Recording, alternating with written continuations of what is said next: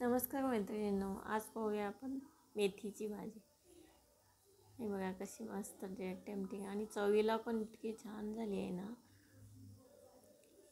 मी video नंतर editing केला आहे, त्याच्यामुळे मला माहीत आहे भाजी किती टेस्टी झाली।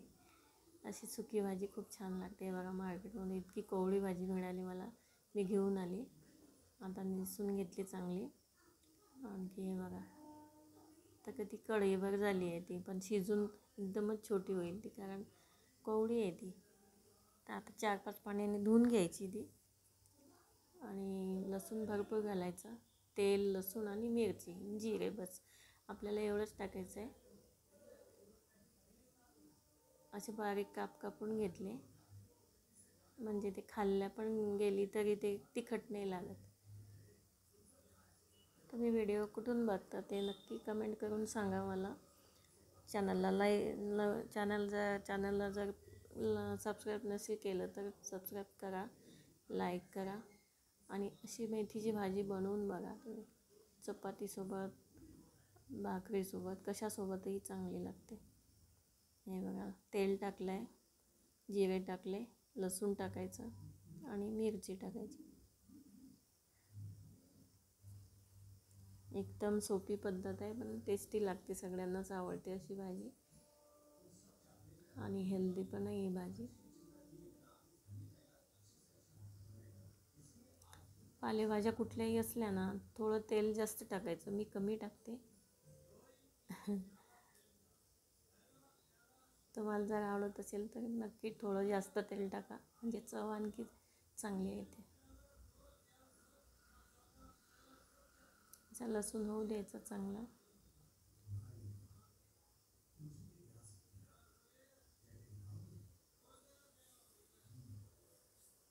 भाजी बनवायला वेळ नाही लागत, फक्त त्याला निवडायलाच वेळ लागतो, कारण जे खालची पानं असतात ते खराब असतात या दिवसाचे। म्हणजे पावसाळ्यात तर एकदमच म्हणजे चांगली मेथी नसते, पण आता मला मिळाली चांगली म्हणून मी घेऊन आली। पण तरी निवडताना काळजीपूर्वक निवडून घेतली मी, अशी धुवून घेतली। आणि आता लसूण चांगला झाला आहे। जेव्हा फोडणी घालतो आपण तेव्हा मोठा गॅस ठेवायचा, म्हणजे असा आवाज येतो बघा फोडणी द्यायच्या वेळेस, भाजी टाकल्यानंतर, म्हणजे तो आवाज आला पाहिजे, म्हणजे आपला तडका चांगला बसतो, फोडणी चांगली बसते। असे 2 मिनिट हलवून घ्यायची, नंतरच मीठ टाकायचं, कारण आधीच जर मीठ टाकलं तर वालूम खूप असतो भाजीचा आणि मीठ आपण त्याप्रमाणे टाकतो, पण ती शिजल्यानंतर एकदम छोटी होते, सुकून जाते ती भाजी। त्यामुळे मग प्रमाण चुकते आपलं मिठाचं, आणि मिठाचं प्रमाण चुकलं की आपण ती भाजी खाऊ शकत नाही, जास्त खारट जर असली तर, आणि हेल्थसाठी पण चांगलं नसते मीठ। हे बघा आता चवीप्रमाणे मीठ टाकायचं, म्हणजे आपला अंदाज चुकत नाही मग। आणि झाकून ठेवायचं भाजी, आणि थोडी 2-2 मिनिटांनी हलवून द्यायची।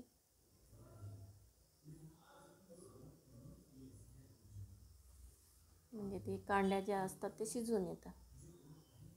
आवडल्यास करून बघा, लाईक करा, सबस्क्राईब करा, कमेंट करा। हे बघा किती कमी झाली आहे भाजी आणि दिसत किती मोठी होती। आता आपल्याला हे पाणी कमी करायचं आहे, थोडी सुकी करायची भाजी। आणखी 2 मिनिट शिजवून घेतली आणि आपली भाजी तयार आहे। चपातीसोबत, भाकरीसोबत, कशासोबतही खाऊ शकतं। एकदम टेस्टी भाजी लागते आणि कडू नाही लागत। विशेष म्हणजे कोवळी भाजी असली की अजिबात कडू नाही लागत। तर भेटूया नेक्स्ट व्हिडिओमध्ये। थँक्यू।